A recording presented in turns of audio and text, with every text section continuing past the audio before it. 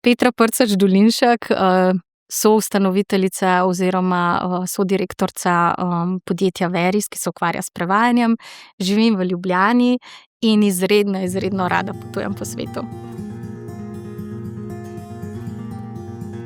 Ja, v bistvu jaz sem že pri svojih 21 letih dobila ponudbo, ko sem pol leta delala v eni prevajalskem podjetju, da me zaposlijo kot direktorico tukaj v Sloveniji. Šlo je za češko podružnico v Sloveniji. Takrat sem bila v bistvu najmlajša zaposlena izmed 80 zaposlenih in 22 podružnic po celi Evropi. Potem sem bila 2 leti tam zaposlena kot direktorica, videla možnost izboljšav, za katere se moj direktor ni vedno strinjal, ampak mi nikoli ni dal, bom rekla, enih konkretnih odgovorov, zakaj. On je samo rekel, na Češkem delamo tako pa tako. Ni rekel, recimo, to smo sprobali, ni šlo, ni ta pravi čas, nimamo financ za to, ne. No in potem je prišel pač en večji projekt in sem jaz rekla, lej, v prvem mesecu bo treba vložiti toliko in toliko denarja, dajmo mi to speljati. Pa reče, ne. Pa sem pa jaz nekaj časa razmišljala, 14 dni, pa sem rekla, kaj pa če jaz dam odpoved, pa se sama lotim tega projekta, mi to dovoliš, glede na to, da je šlo takrat za drugačen projekt, sicer še vedno, bom rekla, povezan s prevajanjem, ampak takrat je šlo za prevajanje oziroma za podnaslavljanje. Pa rekel, no pa pejte pa probi, če ti bo ratal. In bom rekla, seveda, takrat sem štartala, to je bilo leta 2003, se pravi, to je zdaj že 23 let nazaj, in vse ostalo, bom rekla, je zgodovina. Glede na to, da mi je takrat rekel, ker sem bila pač toliko mlada, ne, pa je rekel, lej, znaš delati, si pripadna, znaš več jezikov, sem si jaz rekla, zaupi v svoje sposobnosti. Konec koncev, če ti ne rata, lahko še vedno zapreš, se nekje zaposliš, delaš nekaj popolnoma drugega. Jeziki so bili vedno moja, bom rekla, ljubezen. Že v srednji šoli sem se 4 učila, pa sem šla še študirati na filozofsko fakulteto. In pač ja, pa sem se pa odločila in vztrajala in jaz mislim, da ko vztrajaš in verjameš v nekaj, da uspeh nekako mora biti zagotovljen, no. Tako. Jaz vedno pravim, a failure is not an option. Ja, to pa moram res reči, tega je bilo pa kar precej, sploh glede na to, da sem bila res mlada, pa ženska, ker v tem poslu takrat so bili, bom rekla, moški direktorji. In se mi je dogajalo, da sem prišla recimo na odpiranje ponudb pri kakšnem razpisu, pa sem prišla pa vprašala, pa rekla, dober dan, jaz sem prišla pa to, pa so rekli, ja, za študente kar tja levo. Ali pa, kaj imate pa vi tlele za oddati danes, ne? Ali pa recimo rečem, prišla sem na odpiranje ponudbe, ja, imate kakšno pooblastilo s sabo? Ja, sem direktorica podjetja, pa so se pa, bom rekla, ljudje kar mačka nazaj potegnili. In v bistvu, tako sem nekako začela, bom rekla, na tem področju, vsaj bom rekla na slovenskem področju, nekako rad ledino. V bistvu, jaz sem začela svojo pot v podjetju Biro 2000 in potem sem zelo hitro, bom rekla, po 2 letih nekako začela že zaposlovati svoje ljudi, kupila poslovne prostore v Ljubljani, smo se začeli širiti, takrat nas je bilo okrog 8, potem pa leta 2012 mi je malo dolg čas ratal, pa sem ustanovila še eno podjetje in to je bila Otroška akademija, ki sem ga potem 2019 prodala. Potem smo pa 2020 pa kupili podjetje Veris in takrat nas je bilo vsega skupaj v bistvu 17 redno zaposlenih.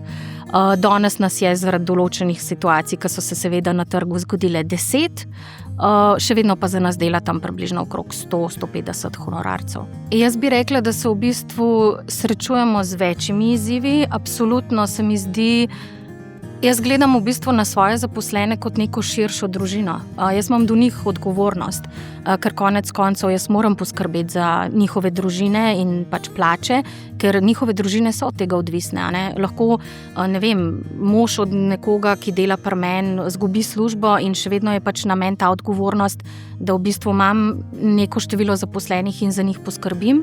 Vsekakor pa moja naloga je absolutno, da pač prinesem delo, ker operativa dela seveda na drugačen način, prodaja dela na drugačen način, vodstvo pa delamo seveda spet na svoj način, a ne. Ob koncu dneva se mi zdi pa zelo pomemben, da veš, da si se potrudil, da so ljudje zadovoljni, da so slišani in konec koncev, da imajo ta občutek, da skupaj v bistvu delamo za skupno dobro. Mislim, jaz sem taka, da vedno pravim, da moja glava nikoli ne počiva, zato tudi iščem, bom rekla, različne nove poti, se prilagajamo trgu. Jaz sem ugotovila, da recimo smo s 5 zaposlenimi delali čist enak promet, kakor ga je delalo pa podjetje recimo s 30 zaposlenimi. To pomeni, da so bili pač moji procesi dela zelo dobro optimizirani. Seveda smo že recimo pred 20 leti naredili tudi aplikacijo, ki je omogočala, da projektni vodje lahko delajo od doma, ker je bilo pač to tudi, bom rekla, aplikacija, ki so jo uporabljali naši prevajalci, kar pomeni, da recimo, ko je udarila korona, nas to, bom rekla, ni nič udarilo, a ne? Ampak biti, bom rekla, lastnik podjetja, sigurno je ne samo odgovornost, je razmišljanje, kaj v bistvu, kako naprej, pa vedno se mi je dogajalo tudi tako, no, da sem ugotovila, da moram res biti dobro pripravljena in razmišljati vnaprej, da ko je prišel recimo en zaposleni z nekim problemom, da mu nisem dala samo možnost A, ampak da sem razmišljala tudi že v B-ju in C-ju in da sem v bistvu mogla vnaprej razmišljati. No, tako. Mislim, jaz sem se že, bom rekla, skurla, a ne, tako kar rečejo, ne. Prišlo je do burnouta, seveda, pa leta 2021 sem tudi zbolela za rakom in v bistvu sem imela rak ščitnice, ko so ga ugotovili, bom rekla, v 4. stadiju in takrat v bistvu sem se mogla sama s sabo, bom rekla, res fajn pogovoriti in nekako srečati svojo lastno umrljivostjo in pa, kar je bilo meni osebno, bom rekla, za ta moj ego najhujš, svojo nadomestljivostjo, da je vsak od nas nadomestljiv in da v bistvu tudi, ko sem si jaz mogla in sem si primorana bila vzeti recimo 8 mesecev pač bolniške, zato da sem, bom rekla, okrevala, se posvetila in spet prišla nazaj, bom rekla, s polno paro, ne.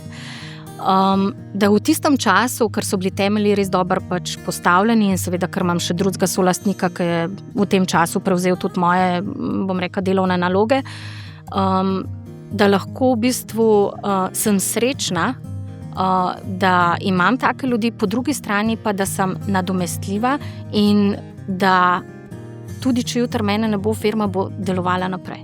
V bistvu jaz bom tako rekla, ponosna sem na to, da zaupam vase, da sem izreden optimist, ki pravijo, moj kozarec je vedno na pol poln, nikoli na pol prazen in da glede na znanje, ki ga posedujem, pa veščine, ki jih imam, vem, da kamorkoli me bi postavili, se bom vedno znala znajti.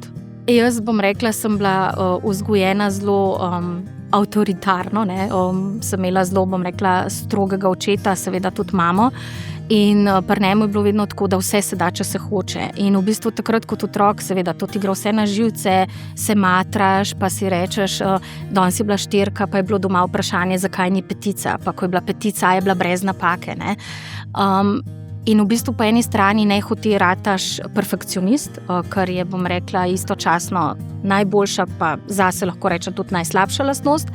Vsekakor pa te to, bom rekla, nekako pripravi na življenje, da imaš ta zidsleder, da ti ni problem sedeti 16 ur za računalnikom, mozgati, brati, se pripravljati na neke zadeve, bodi si sestanke, bodi si delati nove poslovne pač načrte in ideje.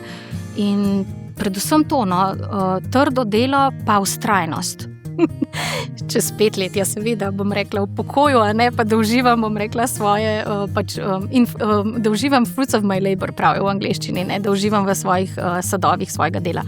Ampak ne, taka, ki sem jaz, bom zelo težko, bom rekla, ročno zategnila, ampak absolutno več časa bi si rada vzela zase, za potovanja, za stvari, ki so mi pač ljube in pa za ljudi, ki so mi pač pomembni.